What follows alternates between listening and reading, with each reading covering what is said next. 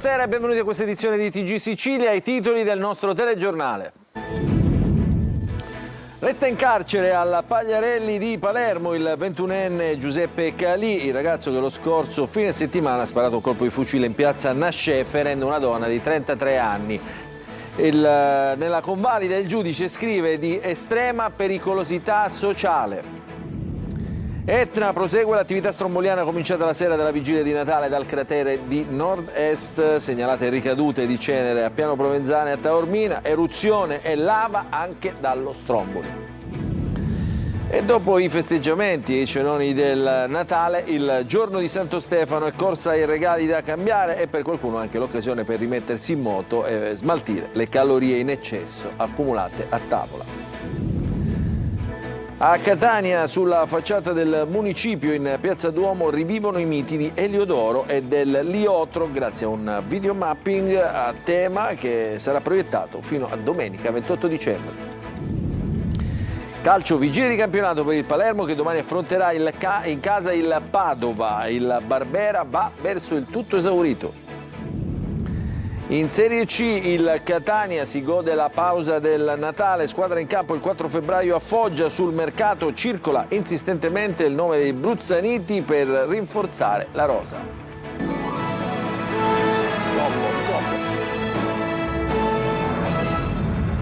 Ancora buonasera, resta in carcere il giovane di 21 anni che ha sparato la notte fra sabato e domenica ferendo una passante in centro nella zona della Movida a Palermo. Il GIP ha convalidato l'arresto parlando di estrema pericolosità sociale. Il servizio di Maglio Viola. È stato convalidato il fermo di Giuseppe Calì, 21 anni, accusato di aver esploso un colpo di fucile in piazza Nascè a Palermo ferendo una donna di 33 anni, Valentina Peonio. Il fucile da caccia è stato ritrovato dai poliziotti, a indicare dove fosse nascosto sarebbe stato lo stesso indagato. Il giovane, che vive a Borgonuovo, lavora come pasticcere. Agli agenti della squadra mobile avrebbe detto di aver trovato il fucile da caccia del 1800 in un cassonetto vicino alla stessa piazza Nascè. Le accuse nei suoi confronti sono di detenzione di arma clandestina, lesioni personali, omissione di soccorso e spari in luogo pubblico. A incastrarlo ci sarebbero le immagini delle telecamere e le testimonianze della vittima e di un'amica. Il PM Sara Morri, nella richiesta di convalida dell'arresto del giovane, ha scritto che pur essendo l'indagato incensurato, la sua condotta denota estrema pericolosità sociale, dal momento che si aggirava nelle vie del centro di Palermo il sabato notte armato di fucile, dal quale sono partiti i colpi che hanno ferito la vittima e che solo per circostanze fortuite e ingovernabili non hanno portato a conseguenze ancora più gravi. Intanto, terzo giorno di ricorso al supporto della vigilanza privata a Palermo nei quartieri a rischio. Dalla vigilia di Natale fino a Capodanno 5 pattuglie della Sicur Transport di pomeriggio, 6 di notte supportano i controlli della municipale e delle altre forze dell'ordine. Sull'iniziativa la consigliera Mariangela Di Ganci del PD, dopo essersi espressa in maniera estremamente critica, oggi ha annunciato una interrogazione. A Messina, durante la vigilia di Natale, mentre tante famiglie si scambiavano gli auguri, una moglie ha accoltellato il marito. È successo in un'abitazione di Faro Superiore, dove sotto l'albero è scoppiata una tremenda lite presa dalla furia. La donna ha afferrato un coltello da cucina e ha colpito il marito, finito poi in ospedale. I carabinieri hanno arrestato la donna per tentato omicidio. E una lite tra parenti invece a Catania si è trasformata in una rissa, pensate, all'interno di un supermercato. Tra gli scaffali una coppia di trentenni si è imbattuta nella ex cognata, che ha cominciato a insultarli, e per tutta risposta i due l'hanno presa per i capelli, l'hanno presa a schiaffi, l'hanno spintonata. Insomma, la donna è finita in ospedale, l'uomo è stato arrestato perché dopo la lite ha aggredito anche un agente della polizia municipale intervenuto per sedare la rissa. Presidi sanitari abbandonati, adesso cambiamo pagina, in 5 comuni nell'immediata provincia di Palermo. Mancano i medici, chiudono i consultori e le guardie mediche, mentre nel posto di primo soccorso restano solo gli infermieri. Il servizio. Mancano 300 medici nella sanità siciliana ed a pagarne le spese sono i servizi di continuità assistenziale e di emergenza. Lo denunciano 5 sindaci del Palermitano con una lettera inviata alla regione siciliana e alla SPSEI di Palermo, con la quale segnalano lo stato di abbandono delle guardie mediche e dei PTE, i presidi territoriali di primo soccorso, nel distretto 39. A chiedere un intervento immediato sono proprio i sindaci dei comuni di quel distretto, ovvero Bagheria, Santa Flavia, Altavilla Milicia, Ficarazzi e Casteldaccia. Il punto territoriale di emergenza di Bagheria, scrivono i primi cittadini, a causa della cronica assenza di medici si ritrova spesso con il solo personale infermieristico a gestire tutta l'utenza, una situazione che costringe i cittadini a riversarsi nei già congestionati pronto soccorso degli ospedali di Palermo. I sindaci denunciano inoltre la chiusura della guardia medica di Aspra e del consultorio familiare di Porticello. Per quest'ultimo non si hanno certezze sui tempi di riapertura. Infine sottolineano le inefficienze nella casa di comunità di Bagheria con personale sottodimensionato che non riesce a garantire né le visite mediche domiciliari né la risposta telefonica alle emergenze. I primi cittadini comprendono la carenza di medici, la difficoltà di reperirne, ma denunciano una situazione di grave rischio oltre che di disagio e chiedono un intervento immediato. Adesso lasciamo la sanità e ci occupiamo dell'Etna, perché proprio sul vulcano più alto d'Europa continua l'attività stromboliana, cenere e lapilli in mezzo alla neve, uno spettacolo, però insomma è stato emesso anche un avviso arancione per l'aviazione, al momento nessun impatto sui voli in partenza e in arrivo per l'aeroporto, per la Sicilia, dall'aeroporto Fontanarossa. C'è anche un'allerta della protezione civile che parla di imminenti fontane di lava. Sentiamo il servizio di Roberta Lunghi. L'Etna continua a prendersi la scena in Sicilia. Sul vulcano innevato prosegue infatti un'intensa attività stromboliana dal cratere di nord-est caratterizzata dal lancio di materiale incandescente e da modeste emissioni di cenere vulcanica che ha provocato lievi ricadute su Piano Provenzana e a Taormina. L'INGV, Osservatorio Etneo, segnala anche sporadiche esplosioni stromboliane al cratere Bocca Nuova. Alto il tremore vulcanico concentrato nell'area del cratere di nord-est a una quota di circa 3.000 metri, mentre dai dati sulle deformazioni del suolo emergono trend stabili in continuità con quelli iniziati il 24 dicembre. È stato emesso un avviso arancione per l'aviazione, ma al momento l'aeroporto Vincenzo Bellini di Catania resta operativo. Attivo anche lo Stromboli, dove è in corso un trabocco lavico. Il flusso si sta riversando dall'area craterica nord sull'alta parte della Sciara del Fuoco. Dai vulcani al cielo, la Sicilia è interessata infatti da una fase di tempo instabile. Sono previste piogge sparse e locali rovesci, soprattutto sui settori orientali e sud-orientali dell'isola, lungo il versante ionico e nelle aree interne. Le temperature restano su valori invernali, con massime generalmente comprese tra i 10 e i 14 gradi, mentre i venti saranno moderati e i mari localmente mossi. Per questo la Protezione Civile regionale ha diramato un'allerta gialla per rischio meteo idrogeologico, un livello di attenzione che segnala la possibilità di allagamenti, disagi alla viabilità e criticità nei piccoli bacini, in particolare nei centri urbani e nelle zone più vulnerabili. L'invito dunque è alla prudenza negli spostamenti. E oggi è la giornata di Santo Stefano, che ovviamente viene vissuta all'insegna della tradizione, ma il giorno dopo di Natale, insomma, è un giorno in cui è evidente la corsa al cambio dei regali non graditi, magari con misure sbagliate, ma c'è anche chi per smaltire i cenoni e le calorie in eccesso corre per rimettere in moto il fisico. Siamo andati in giro per Catania con Tonino De Mano. Quante calorie abbiamo bruciato? Non lo so, onestamente non lo so.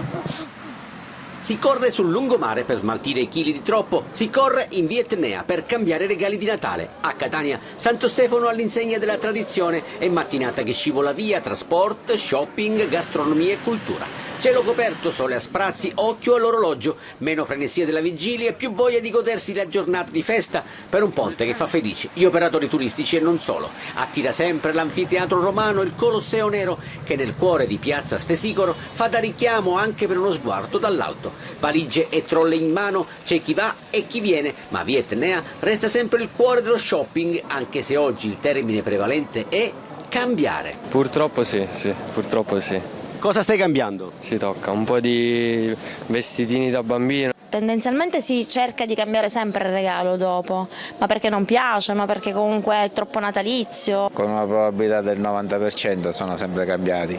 Altro termine prevalente è mangiare. E dopo questo arancino cosa si fa? Dopo questo arancino sicuramente facciamo una bella passeggiata in via Etnea e poi al rientro si va a pranzo.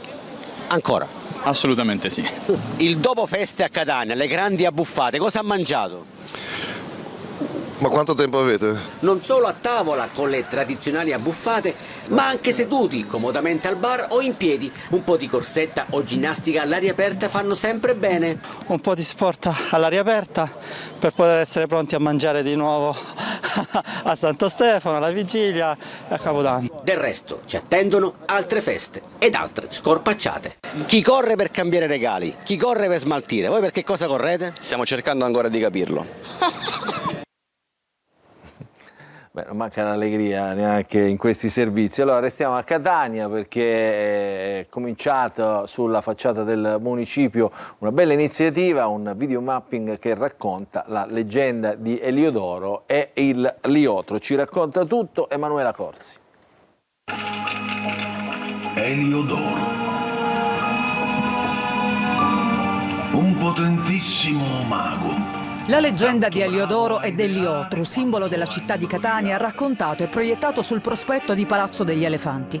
A Natale il videomapping Pietra Canta ha emozionato cittadini e visitatori con uno spettacolo di luci, musica e storia nel cuore del barocco catanese. La leggenda narra che Eliodoro, mago astuto e dispettoso, scolpì un elefante dalla lava dell'Etna e gli diede vita, cavalcandolo per la città per compiere le sue malefatte. L'elefante, chiamato Ucavaddu di Liotru, cioè il cavallo di Eliodoro, permetteva al mago anche di spostarsi istantaneamente tra Catania e Costantinopoli. Fu il vescovo catanese Leone II a fermare le sue malefatte, sfidandolo a superare una prova sui carboni ardenti.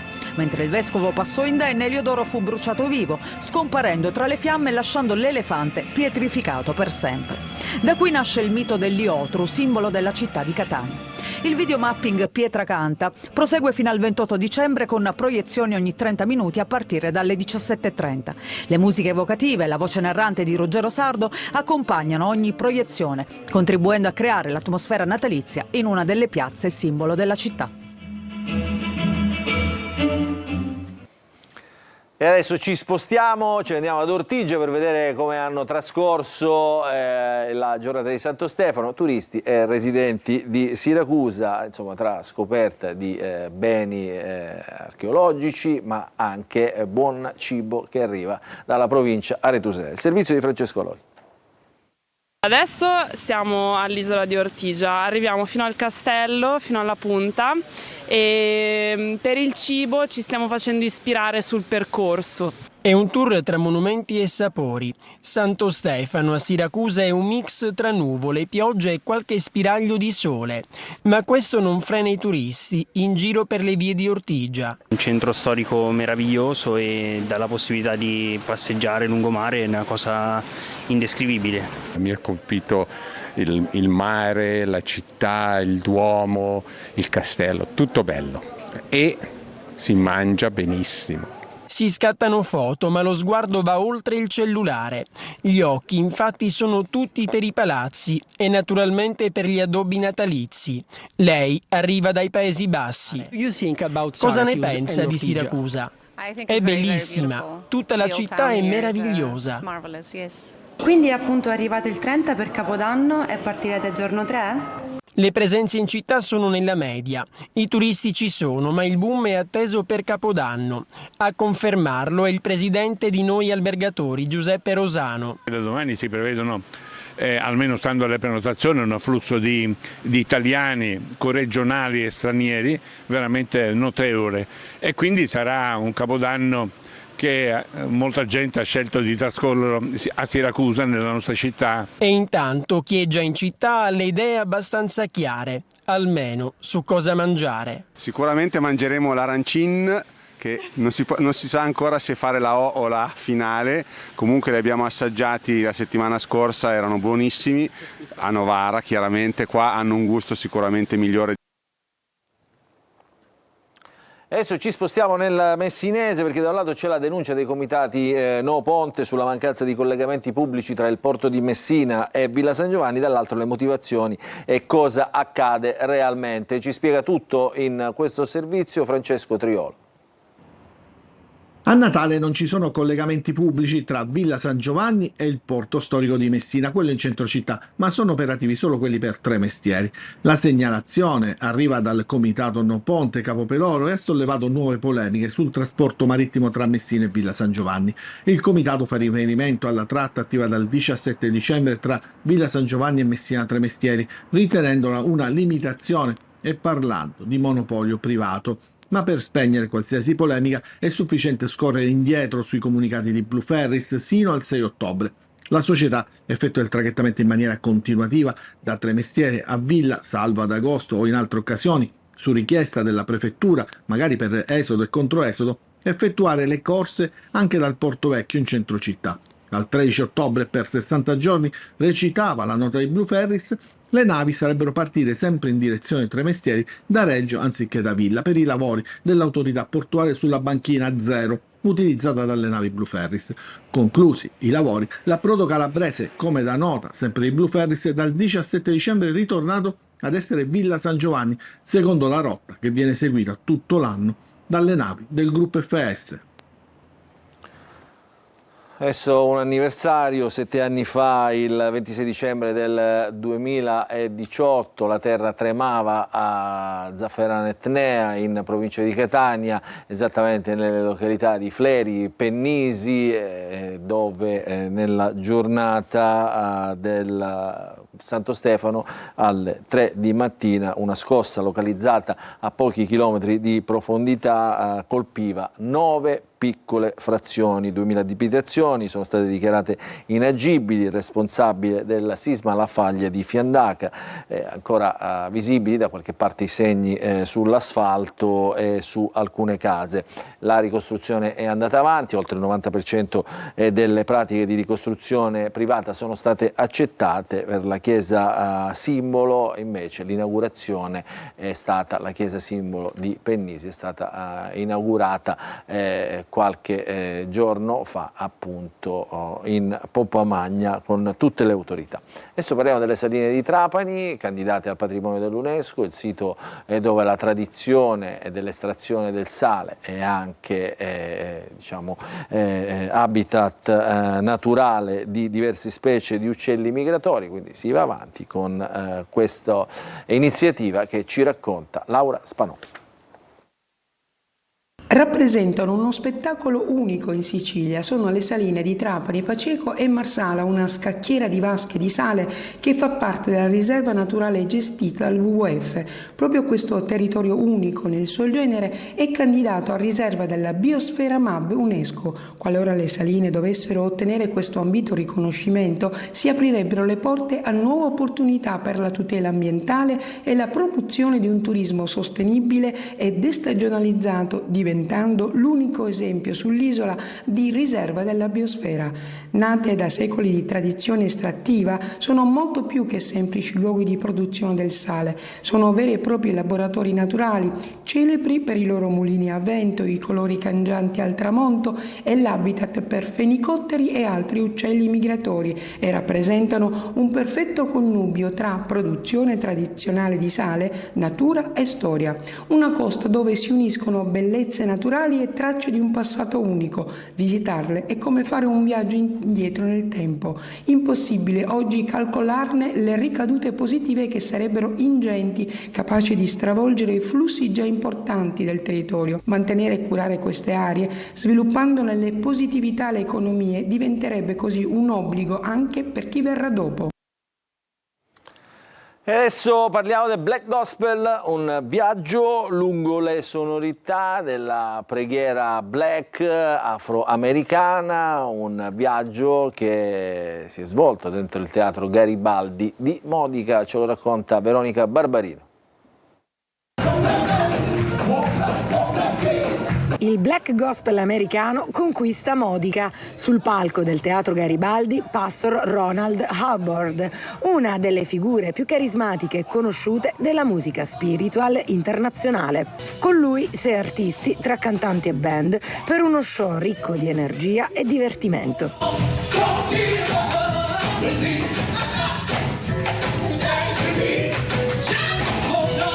Voci potenti e vellutate per un vero e proprio viaggio musicale nel tempo.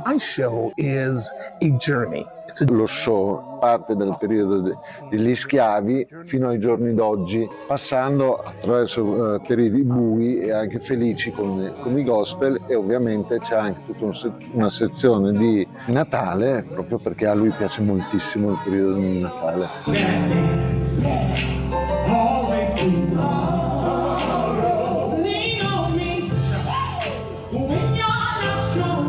Una gospel experience con cui diffondere la parola di Gesù Cristo con entusiasmo, ironia e profonda umanità.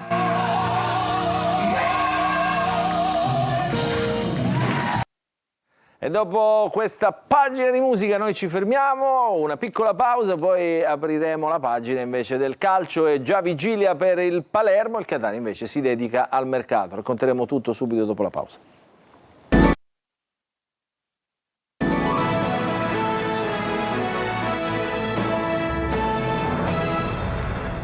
Rientriamo in diretta all'interno della seconda parte del nostro telegiornale. Apriamo la pagina del calcio, il Palermo al lavoro nonostante le giornate di festa, perché domani al Barbera arriverà il Padova, ultima gara del 2025, assenze in casa rosanero. Inzaghi dovrà rivedere la formazione, atteso un grande pubblico, il pubblico delle grandi occasioni, appunto allo stadio di Palermo.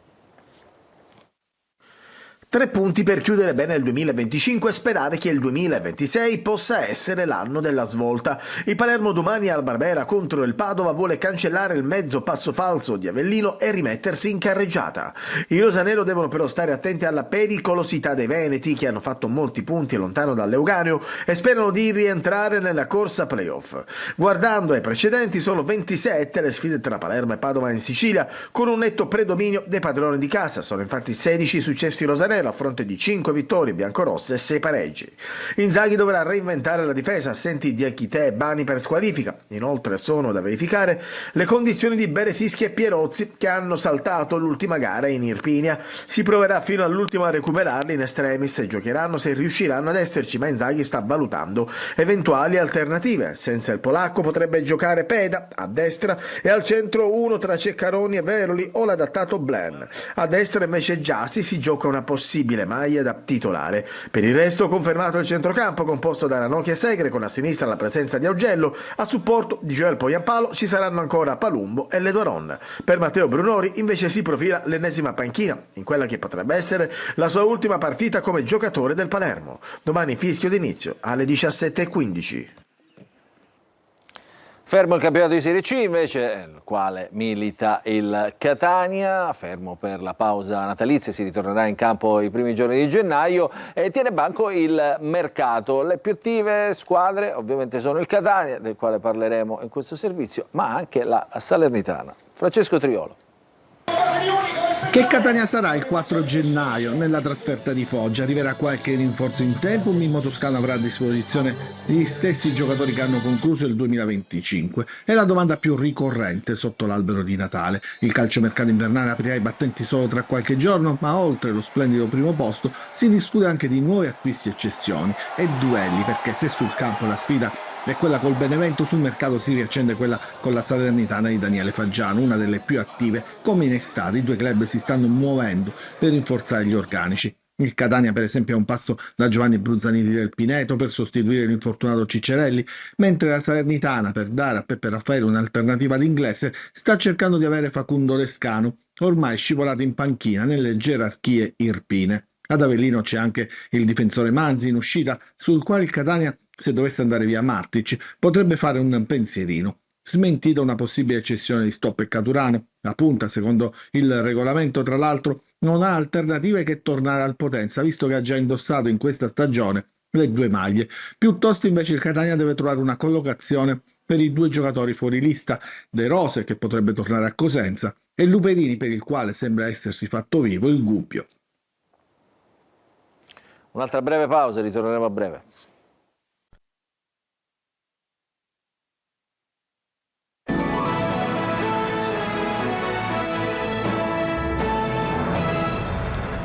Entriamo in diretta, non ci sono ulteriori aggiornamenti, dunque il nostro telegiornale finisce qui, vi ringraziamo per averci seguito e vi diamo appuntamento domani con le nuove edizioni del notiziario della nostra rete. Grazie e buon proseguimento di serata a tutti.